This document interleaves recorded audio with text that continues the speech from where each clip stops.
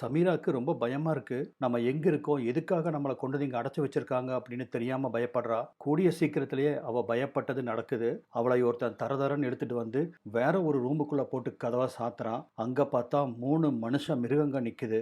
அவனுங்கள பார்த்தாலே சமீராக்கு நடுக்கமா இருக்கு. 3 பேர் முகத்திலயும் அப்படி ஒரு மூர்க்கத்தனம். "உன் துணிய கழட்டு" அப்படிங்கிறான் ஒருத்தன். முடியாதுன்னு தலையாட்டினபடியே சமீரா, "கடவுளே என்ன காப்பாத்து" அப்படின்னு வாய் விட்டு கத்திட்டு தன்னோட மேல் சட்டைய இறுக்க புடிச்சுட்டு ஒரு மூலையில போய் நிக்கிறா. அடுத்தது தனக்கு என்ன நடக்க போகுது அப்படிங்கிறத நினைச்சு அவ உடம்பெல்லாம் நடுங்க ஆரம்பிக்குது. Welcome to TN38 Tamil channel. இன்னைக்கு நம்ம எந்த மூவி எக்ஸ்பிளனேஷன் பார்க்க போறோம்னா 2010ல வெளியான as if I am not there அப்படிங்கிற ஒரு போஸ்னியா நாட்டு மொழி படம். படத்தோட ஆரம்பத்திலே நம்ம ஹீரோயின் சமீராவை காமிக்கிறாங்க. இப்பதான் காலேஜ் கிராஜுவேஷன் முடிச்சிருக்கா. டீச்சர் ஆகணுங்கிறது அவளோட கனவு. இப்போ அவளுக்கு தொலை தூரத்தில் இருக்கிற ஒரு கிராமத்துல வேலை கிடைச்சிருக்கு. கிளம்புறதுக்கு முன்னாடி அப்பா அம்மா ஆசீர்வாதம் வாங்கிக்கிறா. பஸ்ல பிரயாணப்பட்டு மறுநாள் அந்த வில்லேஜுக்கு வந்தடைகிறா. இவ படிச்சது பார்த்தீங்கன்னா சரஜீவோ யூனிவர்சிட்டியில. இந்த சரஜீவோ தான் போஸ்னியாவோட கேபிட்டல் ஆச்சா. மறுநாள் கிராமத்துக்கு வந்த சமீரா அந்த குழந்தைகளுக்கெல்லாம் பாடம் சொல்லி தரதுக்காக முயற்சி பண்றா. ஆனா பார்த்தீங்கன்னா அந்த கிராமத்தில் இருக்கிற குழந்தைங்க பாடம் கத்துக்கிறதுல இன்ட்ரெஸ்ட் இல்லை. ஏன்னா இதுக்கு முன்னாடி இருந்த வாத்தியாரு அந்த குழந்தைகளை அடிப்பாராமா. அதனால எந்த குழந்தையும் ஸ்கூலுக்கே வரமாட்டேங்குது. அப்படியே வந்தாலும் பாடத்தை கவனிக்க மாட்டேங்குது. அதுக்கு முக்கியமா இன்னொரு காரணம் இருக்கு. தூரத்துல கேட்குற வெடி சத்தம். வெடி சத்தம்னா இது மைனிங்கோ மற்றதோ கிடையாது. போஸ்னியா நாட்டுக்கும் பக்கத்து நாட்டுக்கும் நடக்கிற போர். இந்த காரணங்களால தான் அந்த குழந்தைகள்லாம் ரொம்ப டிஸ்ட்ராக்ட் ஆகுதுங்க. சமீராக்கு இந்த ஏரியால போர் நடந்துட்டு இருக்குது அப்படிங்கிறது தெரியாது. தெரிஞ்சிருந்தா வந்திருக்கவே மாட்டா. உடனடியாக தன்னோட ஃபேமிலியை காண்டாக்ட் பண்ணுறக்கு ட்ரை பண்ணுறா. ஆனால் ஃபோன் லைன் எல்லாம் டெட் ஆகி கிடக்குது. ரொம்ப வருத்தத்தோட திரும்புகிறா. அவளுக்குன்னு அங்கே இருக்கிற ஒரு சுகாதார கூடத்தில் ஒரு தனி அறை ஒதுக்கியிருக்காங்க. அங்கே தான் தங்கியிருக்கிறா. ஃபோன் தான் பண்ண முடியல, லெட்டராவது போடலாம் அப்படின்னு தன்னோட குடும்பத்துக்கு லெட்டர் எழுதுறா. அந்த லெட்டரை போஸ்ட் பண்ணுறதுக்கு மறுநாள் போஸ்ட் ஆஃபீஸ் போகிறா. ஆனால் அங்கே பார்த்தீங்கன்னா நிறையா சோல்ஜர்ஸ் கையில் கன்னோட அந்த ஊருக்குள்ளே சுற்றிட்டு இருக்காங்க. இதெல்லாம் பார்த்து சமீராக்கு ரொம்ப பயமாகுது. ஏன்னா அவள் ரொம்ப செல்லமாக வளர்க்கப்பட்ட பொண்ணு. அம்மா அப்பா தங்கச்சி அப்படின்னு ஒரு சின்ன கூட்டுக்குள்ள அழகான குடும்ப வாழ்க்கை வாழ்ந்துட்டு இருந்தவ. இதெல்லாம் பார்த்து ரொம்ப பயப்பட ஆரம்பிக்கிறா. மறுநாள் காலையில் ஏதோ சத்தம் கேட்டு சமீரா கண்ணு முழிக்க ஜன்னல் வழியா எட்டி பார்த்தா வெளியே ஒரே கலாட்டாவா இருக்கு. என்னன்னு பார்த்தபோது தான் அவளுக்கு தெரியுது, பக்கத்து நாட்டு சேர்ந்த சோல்ஜர்ஸ் எல்லாம் இந்த கிராமத்தை கைப்பற்றிட்டாங்க அப்படின்னு. இங்க இருக்கிறது ஆபத்து அப்படின்னு உணர்ந்த சமீரா உடனடியா அவளோட முக்கியமான திங்ஸை மட்டும் எடுத்துட்டு கிளம்ப ட்ரை பண்ண அந்த சமயத்துல ஒரு சோல்ஜர் கதவை திறந்துட்டு கையில கன்னோட உள்ள நுழையிறான். முகத்துல எந்தவித டென்ஷனையும் காமிச்சிக்காத சமீரா வந்தவனுக்கு ஏதோ ட்ரிங்க்ஸ் கொடுத்து உபசரிக்கிறா. ஆனா அவன் அதுல எல்லாம் அசர்ற மாதிரி தெரியல. உடனடியா கிளம்பி வந்து உன் குரூப்ல ஜாயின் பண்ணு அப்படின்னு சொல்லிட்டு வெளியே வரா. என்ன குரூப் அப்படின்னு பார்த்ததுக்கு அப்புறம் தான் தெரியுது, அந்த கிராமத்தில் இருக்கிற ஆண்கள் பெண்கள் எல்லாத்தையும் எதிரி நாட்டு படையை சேர்ந்தவன் சிறை பிடிச்சு பக்கத்தில் இருக்கிற ஒரு சர்ச்சுக்குள்ள கொண்டு போய் அடைக்கிறாங்க. அங்க பாத்தீங்கன்னா ஆண்களை தனியா பெண்களை தனியா பிரிக்கிறாங்க. ஒரு அம்மா பாருங்க தன்னோட 6 வயசு பையனை சோல்ஜர் கிட்ட கொடுக்க மாட்டேன்னு அடம்பிடிக்க பலவந்தமா அந்த பையனை அவங்க அம்மா கிட்ட இருந்து பிரிச்சு கூட்டிட்டு போறாங்க. என்ன நடக்க போகுதோ அப்படின்னு எல்லா மக்களும் இருண்ட முகத்தோட பயத்தோட இருக்கிறாங்க, சமீரா உட்பட. அவங்க பயந்தபடியே நடக்குது. வெளியே கொண்டு வரப்பட்ட ஆண்களை எல்லாத்தையும் குருவி சுடுற மாதிரி அந்த சோல்ஜர்ஸ் எல்லாம் சுட்டு கொல்றானுங்க. அவனுக்கு கண்ணில் கொஞ்சம் கூட மனிதாபிமானமே இல்லை. அனாவசியமா எல்லாத்தையும் சுட்டு கொல்ல உள்ள இருந்த பெண்கள்லாம் அதை பார்த்து அழுக ஆரம்பிக்கிறாங்க. சமீராக்கு உடம்பெல்லாம் நடுங்குது. அடுத்தது என்ன பண்றாங்கன்னு பார்த்தீங்கன்னா, இங்க இருக்கிற பெண்களை எல்லாத்தையும் ஒரு பஸ்ல ஏத்துறாங்க. பஸ்ல ஏற்றி தூரமா இருக்கிற ஒரு கிராமத்துக்கு அவங்க எல்லாத்தையும் அங்கிருந்து கொண்டு போறாங்க. போற வழியில சமீரா பார்க்கறா, இந்த கிராமத்தில் இருக்கிற ஒவ்வொரு வீட்டையும் தீ வச்சு கொளுத்துறானுங்க அந்த சோல்ஜர்ஸ். அதாவது சில மாசங்கள் கழிச்சு இங்க வந்து பார்த்தா இங்க ஒரு கிராமம் இருந்ததுக்கான சுவடே இல்லாம அழிக்கிறானுங்க. எல்லாத்தையும் கொண்டு வந்து இந்த பட்டியில ஆடை அடைக்கிற மாதிரி ஒரு பெரிய சர்ச்சுக்குள்ள கொண்டு வந்து அடைக்கிறாங்க. ஏற்கனவே அந்த கொடூரத்தை எல்லாம் பார்த்து பயந்து போயிருந்த மக்கள் இப்ப அப்படியே டயர்ட்ல எல்லாம் தூங்கி போறாங்க. மறுநாள் எல்லாத்தையும் எழுப்பி கிரவுண்டுக்கு கொண்டு வந்து அசம்பிள் பண்ண வைக்கிறானுங்க. எல்லாரும் முட்டி போட்டு அவங்களுக்கு மரியாதை செலுத்தணும்னு சொல்ல பெண்கள் எல்லாம் பயந்து போய் முட்டி போடுறாங்க. அவங்களுக்கு நாய்க்கு வீசுற மாதிரி ரொட்டி துண்டை வீசுறானுங்க. இந்த சமீரா ரொம்ப ரொம்ப இரக்க குணம் கொண்டவா. அதனால தன்கிட்ட இருக்கிற அந்த ரொட்டி துண்டை மற்றவங்க கூட பங்கி சாப்பிட்றா. அப்பதான் பார்க்குறா, அந்த கூட்டத்தில் ஒரு வயசான அம்மா திடீர்னு அன்கான்ஷியஸ் ஆகி கீழே விழுந்துடுறாங்க. யாராவது இங்கே டாக்டரோ நர்ஸோ இருக்கிறீங்களா அப்படின்னு சமீரா கேட்கவும், அந்த கூட்டத்தில் இருந்த ஒரு நர்ஸ் முன்னாடி வந்து அந்த வயசான பெண்ணை செக் பண்ணி பார்க்குறா. ஆனால் அந்த அம்மா உசுலாடிட்டு இருக்கு. இவங்களை காப்பாற்ற முடியாது அப்படின்னு சொல்லிடுறா. இப்படியே நாட்கள் நகர ஆரம்பிக்குது. வந்த பெண்கள் எல்லாம் இந்த புதிய சூழ்நிலைக்கு தங்களை தானே பழக்கிக்கிறாங்க. அவங்களுக்கு வேற என்ன வழி இருக்கு? அந்த சோல்ஜர்கள்லாம் பார்த்தா ஏதோ போதைக்கு அடிமையானவங்கள மாதிரியே இருப்பானுங்க. கொஞ்சம் கூட ஈவிரக்கம் இல்லாமல் ஒரு சாதாரண விஷயத்துக்கு கூட மற்றவங்களை கொடூரமாக கொள்ளுவானுங்க. அந்த கேம்பில் இருக்கிற ஒரு சின்ன பொண்ணுக்கு சமீரா தான் காவல். அந்த பொண்ணை அரவணைச்சு தன் கூடவே வச்சுக்கிறா. அந்த மாதிரி சமயத்தில் தான் ஒரு நாள் நைட்டு சமீரா தூங்கிட்டு இருக்கும்போது சில ட்ரக்குகள்லாம் அங்கே வந்து நிற்கிற சத்தம் கேட்குது. என்னமோ ஏதோன்னு கண்ணை மட்டும் முழிச்சு பார்க்குறா. அந்த ட்ரக்கில் இருந்து தடன்னு ஏகப்பட்ட சோல்ஜர்ஸ் இறங்குற சத்தம் கேட்குது. அந்த சோல்ஜர்ஸ் எல்லாம் தூங்கிட்டு இருக்கிறவங்கள வந்து பார்க்குறானுங்க. சமீரா அப்படியே அசையாமல் படுத்துக்கிறா. மறுநாள் காலையில் பார்த்தீங்கன்னா அந்த சோல்ஜர்ஸ் எல்லாம் சில பெண்களை சூஸ் பண்ணி பக்கத்தில் இருக்கிற ஒரு குடோனுக்குள்ள கூட்டிட்டு போறானுங்க. சமீராக்கு அவனுக்கு எதுக்காக அந்த பெண்களை குடோனுக்கு கூட்டிட்டு போறானுங்க அப்படின்னு தெரியும். அவளுக்கு பயத்துல உடம்பே நடுங்குது. ஆனா எதையும் வெளி காமிச்சுக்காம எந்த சோல்ஜரோட கண்ணையும் பார்க்காம கூட்டத்துல ஒருத்தியா மறைஞ்சுக்கிறா. சில நாட்களுக்கு அப்புறம் பார்த்தீங்கன்னா ஒரு சோல்ஜர் வந்து சமீராவோட பேரை சொல்லி கூப்பிடவும், ஆனா சமீரா காது கேட்காத மாதிரியே உட்கார்ந்துருக்கா. ஆனா அவன் விடுவானா? ஏ பொண்ணு சமீரா, நீதான் இங்க வா அப்படின்னு அவளை கூப்பிடுறான். சமீராக்கும் வேற வழி இல்லை. அவன் சொல்றத கேட்டுதான் ஆகணும். அதனால அவன் பின்னாடி ஒரு பலியாடு மாதிரி போறான். அவளை கூட்டிட்டு போய் ஒரு குடோன்குள்ள தள்ளி கதவை சாத்துறான். உள்ள பார்த்தா 3 முரட்டு மிருகங்க இவளுக்காக காத்திருக்கு. அவனுக்கு பார்வையே சமீராவை திங்கிற மாதிரி இருக்கு. உள்ள வந்த உடனே உன் துணியை கழட்டு அப்படிங்கிறான். அதுல லீடர் மாதிரி இருந்த ஒருத்தன் சமீராக்கு திக்குனாகுது. தன்னோட சட்டையா இறுக பிடிச்சி ஓரமா போய் நிக்கிறா பயந்து. அவ கண்கள்ல கண்ணீர் வழியுது. ஆனா இந்த மிருகங்க விடுமா அவளை? நீ கலட்டாட்டி என்ன, நாங்க கலட்டுறோம் அப்படின்னு சொல்லி அவ சட்டைய பலவந்தமா பிடிச்சி கிழிச்சு அவளை ஒரு டேபிள்ல தள்ளி பின்பக்கமா இருந்து 3 பேரும் மாறி மாறி அந்த இன்னசென்ட்டான பொண்ணை கற்பழிக்கிறானுங்க. எத்தனை பண்ணாலும் அவனுக்கு ஆசையே தீர மாட்டேங்குது. அவ உசுரவே எடுக்கிற அளவுக்கு அவளை சக்கையா புழிஞ்சு வீசுறானுங்க. வலியால சமீரா அப்படியே மயங்கி அந்த டேபிள்லயே சாஞ்சிட்றா. கண்ணு முழிச்சு பார்க்கும்போது இவளை சுத்தி நிறைய பெண்கள் இருக்காங்க. எல்லா பெண்களும் இவளை மாதிரி கொடுமையை அனுபவிச்சவங்க தான். இப்போ அவனுக்கு என்ன பண்றானுங்கன்னு பாருங்க. வயசான பெண்களை எல்லாத்தையும் வேலை செய்யறதுக்கு விட்டுறானுங்க. இளம் பெண்களை எல்லாத்தையும் தினம் தினம் அவனுங்க சந்தோஷமா இருக்கிறதுக்கு கூட்டிட்டு போய் அந்த பொண்ணுகளை நாசம் பண்றானுங்க. அந்த கூட்டத்துல ஒரு சின்ன பொண்ணு வேற இருக்கு பாவம். அதை பார்த்தாலே சமீராக்கு பரிதாபமா இருக்க அந்த பொண்ணை அவளே அரவணைச்சுக்கிறா. அவளை ரொம்ப கேர் எடுத்து பார்க்கறா. அந்த மாதிரி ஒரு சமயத்துல தான் திரும்பவும் சமீராவை ஒரு இடத்துக்கு கூட்டிட்டு போறானுங்க. இந்த மிலிட்டரியோட தலைவன் இருக்கான் இல்லையா, அவன் பையனுக்கு சமீராவை விருந்தாக்கணும் அப்படின்னு தான் அங்க கூட்டு வந்திருக்கானுங்க. அவன் பார்த்தீங்கன்னா ரொம்ப அப்பாவியா தெரியறான். இவளை என்ன பண்ணணும் கூட அவனுக்கு தெரியல போல் இருக்கு. ஆனா சமீரா பார்த்தீங்கன்னா அடுத்தது நம்மளுக்கு என்ன நடக்க போகுதோ அப்படின்னு பயத்தோட நின்றுட்டு இருக்க அந்த சோல்ஜர் அவளை மென்மையா கட்டி பிடிக்கிறான். அவ கழுத்துல இதமா முத்தம் கொடுக்கறான். அவ கூட ஒன்னா படுத்துக்கிறான். இவன் உண்மையிலேயே இப்படித்தானா இல்ல சைக்கோவா இருப்பானா, நம்மளுக்கு கருணை காமிக்கிற மாதிரி காமிச்சு அடுத்தது முரட்டுத்தனமா நடந்துக்குவானோ அப்படின்னு சமீரா பயத்தோடைய கையை வெறுகிட்டு படுத்திருக்கா. ஆனா பாத்தீங்கன்னா இந்த சோல்ஜர் உண்மையிலேயே ரொம்ப நல்லவன் போல் இருக்கு.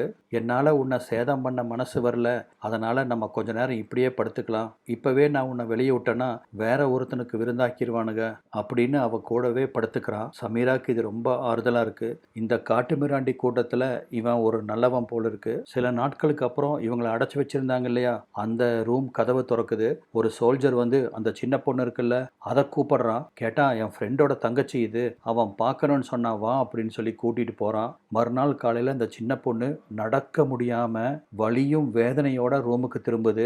அதை ஓடி போய் சமீரா கட்டி பிடிக்கிறா. அந்த நர்ஸும் சமீராவும் சேர்ந்து அந்த குழந்தைக்கு தேவையான ட்ரீட்மெண்ட் எல்லாம் பண்றாங்க. ஆனா நாளுக்கு நாள் அந்த குழந்தையோட ஹெல்த் ரொம்ப மோசமாயிட்டு போயிட்டு இருக்க ஒரு நாள் காலையில கண்ணு முழிச்ச சமீரா அந்த பொண்ணை தொட்டு பார்க்கறா. அதோட உடம்பு ஜில்லுன்னு இருக்கு.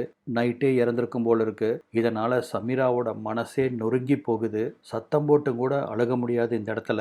இதை பார்த்து அந்த சோல்ஜர்ஸும் ரொம்ப சாதாரணமா இறந்து போன அந்த குழந்தைய தூக்கிட்டு போய் புதைக்கிறானுங்க. அவனுங்களை எதுவுமே பாதிக்காது போல இருக்கு. அப்பதான் சமீராக்கு ஒரு விஷயம் புரியுது. இங்க இருக்கிற ஒவ்வொருத்தருக்கும் சமீராவுக்கும் அந்த பொண்ணுக்கு நடந்தது தான் நடக்க போகுது அப்படின்னு. இந்த இக்கட்டான சூழ்நிலையிலிருந்து எப்படி உயிர் பிழைக்கிறது அப்படின்னு யோசிக்கிறா. அப்பதான் அவளுக்கு ஒரு ஐடியா தோணுது. அதன்படி அவ கிட்ட இருக்கிற மேக்கப் கிட் எடுத்து நல்லா லிப்ஸ்டிக் போடுறா, முகத்துக்கு பவுடர் போடுறா, சும்மா பளிச்சுன்னு தெரியுறா. மற்ற பொண்ணுகள்லாம் பயப்படுறாங்க. இந்த மாதிரி மேக்கப் போட்டீங்கன்னா உன்னை தினம் தினம் கூட்டிட்டு போய் சித்திரவதை பண்ணுவானுங்க. முதல்ல அந்த மேக்கப்பை அழி, கீழே இருக்கிற மண் எடுத்து மூஞ்சிக்க பூசிக்கோ அப்படின்னு எல்லாம் அறிவுரை சொல்றாங்க. ஆனா சமீரா எதையும் காது கொடுத்து கேட்குற மாதிரி இல்லை. அவள் ஒரு முடிவோட தான் இருக்கிறா போல் இருக்கு. மறுநாள் ஒரு ஆஃபீஸர் வந்து சமீராவை அவங்க ஹெட்டு கூப்பிடுறதா கூப்பிட்டு போகிறான். அந்த ஆஃபீஸரோட ரூமுக்குள்ளே தள்ளி கதவை சாத்திட்டு போக அந்த ஆஃபீஸரும் சமீராவை அங்கே உட்கார சொல்கிறான். அவனுக்கு சமீராவை பார்த்தோன்னே பிடிச்சி போகுது. இவன் அந்த கிராமத்தை சேர்ந்தவ இல்லை அப்படிங்கிறதும் அவனுக்கு தெரியுது. அவளுக்கு சிகரெட் கொடுக்குறான், சரக்கு கொடுக்குறான், ரொம்ப அன்பாக நடத்துகிறான். இப்படி தான் அன்பாக ஆரம்பிப்பானுங்க. அதுக்கப்புறம் தான் மிருகத்தனமாக மாறுவானுங்க அப்படிங்கிறது சமீராவுக்கு நல்லா தெரியும். ஏன்னா ஏகப்பட்ட எக்ஸ்பீரியன்ஸ் இருக்குது அவளுக்கு இப்போ. அப்போ தான் அவன் டேபிளில் ஒரு ஃபேமிலி ஃபோட்டோவை பார்க்குறான். இது உங்கள் ஃபேமிலியா அப்படின்னு அவன் கூட பேச்சு கொடுக்குறான். ஆனால் அந்த ஆஃபீஸர் அதுக்கு பதில் சொல்லாமல் இவளை பற்றி விசாரிக்கிறான். சாயந்தரமாக அந்த ஆஃபீஸர் கூட ஒரு பார்ட்டிக்கு போகிறதுக்காக சமீரா தடபுடலாக ரெடி ஆகிட்டு இருக்க மற்ற பெண்கள் எல்லாம் சமீராவோட இந்த திடீர் மாற்றத்தை பார்த்து பயப்படுறாங்க. அவளுக்கு ஏதோ கெடுதல் நடக்க போகுது அப்படின்னு நினச்சி ரொம்ப வருத்தப்படுறாங்க. ஆனால் சமீரா எல்லாத்துக்கும் துணிஞ்சிட்டா. ஏதோ பாய் ஃப்ரெண்டை கூப்பிட்டு பார்ட்டிக்கு போகிற மாதிரி அவள் பாட்டுக்கு நல்லா கவர்ச்சியாக ஒரு ட்ரெஸ்ஸாக போட்டுட்டு எக்கச்சக்க மேக்கப் போட்டுட்டு கிளம்பவும் அவளை அந்த சோல்ஜர்ஸ் அந்த ஆஃபீஸரோட வீட்டுக்கு கூப்பிட்டு போகிறாங்க. இந்த தடவை அவளை வரவேற்ற அந்த ஆஃபீஸரும் அவள் சாப்பிட்றதுக்கு நல்ல ஃபுட்டு கொடுக்குறான், சிகரெட் கொடுக்குறான், சரக்கு கொடுக்குறான். அவளை ரொம்ப அன்பாக கவனிச்சுக்கிறான். இருந்தாலும் சமீரா ரொம்ப கேர்ஃபுல்லாக இருக்கா. ஆனால் ரொம்ப கருணையாக தெரியுற இவன் எப்போ வேணாலும் மிருகமாக மாறுவான் அப்படின்னு ரொம்ப ஜாக்கிரதையாக தான் அவன் கூட பழகிறா. டின்னர்லாம் முடிச்சதுக்கு அப்புறமா அவள் பக்கத்தில் வந்து உட்கார்ந்த அந்த ஆஃபீஸர் அவளை ரொம்ப மென்மையாக லவ் பண்ண ஆரம்பிக்கிறான். இந்த மாதிரி மென்மையாக எந்த சோல்ஜரும் அவகிட்ட நடந்துக்கல. அதனால் சமீரா அவன் கூட விரும்பி உறவு வச்சுக்கிறா. அவனை பற்றி எந்த டீட்டெயில் கேட்டாலுமே அவன் வாயவே திறக்க மாட்டேங்கிறான். ரொம்ப உஷாரான பேர் வழி அப்படிங்கிறது சமீராவுக்கு புரியுது. நைட்டெல்லாம் அவன் கூட சொகுசான பெட்டில் நல்ல சொகுசான தூக்கம். காலையில் கண்ணை முழிச்சவ அவளோட இருப்பிடத்துக்கு வந்துடுறா. அப்படி வரும்போது தான் இங்கிருந்து தப்பிக்கிறதுக்கு ஏதுவான இடம் ஏதாவது இருக்குமான்னு தேடி பார்க்குறா. அப்போ தான் ஒரு இடத்த பார்க்குறா. அங்கே பெரிய அளவுக்கு சோல்ஜர்ஸ் யாரும் கிடையாது. அந்த வழியாக எகிரி குதிச்சு போனால் தப்பிச்சிடலாம் அப்படின்னு பிளான் பண்ணுறா. திரும்பவும் அன்னைக்கு சாயந்தரம் ஒரு சோல்ஜர் வந்து இவளை அந்த ஆஃபீஸர் வீட்டுக்கு கூட்டிகிட்டு போகிறான். இன்றைக்கும் அந்த சோல்ஜர் அவள் கூட ரொம்ப அன்பாக தான் நடந்துக்கிறான். அவள் குளிக்கிறதுக்காக பாத்டப்பில் தண்ணியெல்லாம் ஏற்பாடு பண்ணி அவளை குளிக்க சொல்கிறான். வழக்கம் போல் டின்னரை முடிச்சுட்டு ரெண்டு பேரும் படுக்கையில் இன்டிமேட்டாக இருக்க ஆரம்பிக்கிறாங்க. அப்போ தான் சமீராவுக்கு தெரியுது இந்த ஆஃபீஸர் தன்னை லவ் பண்ணுறான் அப்படிங்கிறது. ஆக்சுவலாக அந்த ஆஃபீஸர் போரில் அவன் மனைவியை இழந்திருப்பான். ஒரே ஒரு மகன் தனக்கு இருக்கிறதா சமீரா கிட்ட சொல்கிறா. இந்த தருணத்தை யூஸ் பண்ணிக்கிட்ட சமீரா அந்த ஆஃபீஸரோட ரூமில் இருக்கிற நிறையா வலி நிவாரணி மாத்திரைகளை திருடி வச்சுக்கிறா. திரும்பவும் அவன் ரூமுக்கு வந்ததுக்கு அப்புறம் அந்த மாத்திரைகளெல்லாம் வலியால் துடிச்சிட்டு இருக்கிற மற்ற பெண்களுக்கு கொடுத்து உதவுறா. இது மட்டும் இல்லாமல் அந்த ஆஃபீஸரோட ரூமில் இருந்து அந்த ஆள் சாப்பிட்டு மிச்சம் வச்ச சாப்பாட்டை எடுத்துட்டு வந்து கேம்பில் இருக்கிற மற்ற பெண்களுக்கும் கொடுத்து உதவுறா. மறுநாள் பார்த்தீங்கன்னா தூங்கிட்டு இருந்த சமீரா தொடர்ச்சியான கன்ஷாட்டால் திடுக்கிட்டு முழிக்கிறா. என்ன நடக்குதுன்னு எட்டி பார்க்குறா. அப்போ தான் அவளுக்கு தெரியுது இந்த ஆஃபீஸர் இருக்கான் இல்லையா, ஒரு 3 பேர்த்த சுட்டு கொல்றான். அந்த 3 பேர் யாருன்னா ஆரம்ப சீனில் சமீராவை ரொம்ப கொடுமைப்படுத்தியிருப்பானுங்களே அந்த சோல்ஜர்ஸு. சமீராவை அவனுக்கு இந்த மாதிரி பண்ணினானுங்க அப்படிங்கிறதுக்காகவே அந்த ஆஃபீஸர் அவங்கள கொன்று இருக்கான். இந்த மாதிரி சமயத்தில் தான் அந்த ஆஃபீஸருக்கு முக்கியமான ஒரு வேலை வந்துற சமீரா மேலே இருக்கிற நம்பிக்கையால் அவளை தன்னோட வீட்டிலே விட்டுட்டு போகிறான். அவள் எங்கேயும் தப்பிச்சு போயிட மாட்டான் அப்படிங்கிற நினப்பில் உடனடியாக சமீரா அங்கிருந்த ஃபோன் எடுத்து தன்னோட குடும்பத்தை காண்டாக்ட் பண்ணுறதுக்கு ட்ரை பண்ணுறா. ஆனால் இந்த தடவையும் அவளால் காண்டாக்ட் பண்ண முடியல, லைன் கிடைக்கல. அந்த சமயத்தில் வெளியே யாரோ துப்பாக்கி சுடுற சத்தம் கேட்க என்னன்னு எட்டி போய் பார்க்குறா. பார்த்தா அந்த ஆஃபீஸர் அங்கிருந்து தப்பிக்க நினச்ச ஒரு கைதியை சுட்டு தள்ளிட்டு உள்ளே வர்றான். வந்தவன் நீ இன்னும் இங்கே கைதி தான், எக்காரணத்தை கொண்டு இங்கேருந்து தப்பிச்சு போக மட்டும் நினச்சிடாத அப்படின்னு சமீராவை எச்சரிக்கிறான். இருந்தாலும் அவகிட்ட வயலன்ஸ் காமிக்காம அன்பாக தான் சொல்கிறான். இப்படியே நாட்கள் நகர ஆரம்பிக்குது. எப்பெல்லாம் அந்த ஆஃபீஸருக்கு சமீரா தேவையோ அப்பெல்லாம் அவளை கூப்பிட்டு அனுப்பிச்சு அவ கூட உறவு கொள்கிறான். நாளுக்கு நாள் கைதிகளோட எண்ணிக்கை குறைஞ்சிட்டே வருது. வயசாகி வேலை செய்ய முடியாத பெண்கள், இதுக்கு மேலே தேவைப்படாத சின்ன பெண்கள் அப்படின்னு அவங்கள எல்லாத்தையும் சுட்டு கொள்கிறாங்க. இப்போ ஒரு சின்ன குரூப்பு தான் மிச்சம் இருக்குது. அந்த மாதிரி ஒரு சமயத்தில் தான் அந்த கேம்பில் இருந்த ஒரு வயசான பெண் சமீராவை தேடி ஓடி வர்றா. அந்த கேம்பில் இருக்கிற ஒரு பொண்ணு தற்கொலை பண்ணுறதுக்கு முயற்சி பண்ணியிருக்கோம், அவளை எப்படியாவது காப்பாற்றிடலான்னு சமீராவை கூப்பிட்டு வர்றா. ஆனால் ஆல்ரெடி அந்த பொண்ணு இறந்து போயிடுச்சு.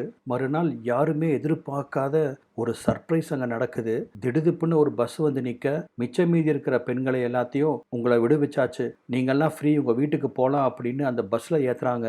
எல்லா பெண்களும் சந்தோஷமாக அந்த பஸ்ஸில் ஏறுறாங்க. சமீராவும் அந்த பஸ்ஸில் ஏறப்போக அங்கே வந்து அந்த ஆஃபீஸர் சமீராவை மட்டும் நிறுத்துகிறான். நீ என் கூட இரு, உங்கள்கிட்ட முக்கியமாக ஒன்று பேசணும் அப்படின்னு சொல்லி அவளை தன்னோட ரூமுக்கு கூப்பிட்டு வரான். அவளை கூப்பிட்டு வந்தானா போர் முடிஞ்சிச்சு அப்படின்னு சொன்னானா, அதோட மட்டும் இல்லாமல் அவளுக்கு தேவையான பணம் துணிமணி எல்லாத்தையும் கொடுத்து இதுக்கப்புறமாவது நீ போய் சந்தோஷமாக வாழு அப்படின்னு அனுப்பிச்சு வைக்கிறான். அந்த பஸ்ஸில் ஏற்றி விடப்பட்ட சமீராவும் மற்ற பெண்கள் கூட சேர்ந்து அந்த கிராமத்துக்கு வந்து சேர்றா. வந்து பார்த்தா அந்த கிராமத்தையே சுத்தமாக அழிச்சிருக்கானுங்க. வீடு ஸ்கூலுன்னு எதுவும் இல்லை, பொட்டல் காடாக கிடக்குது. எங்கே பார்த்தாலும் எரிஞ்ச நிலையில் வீடுகள் மரங்கள்னு ஒரு சுடுகாடு மாதிரி தெரியுது.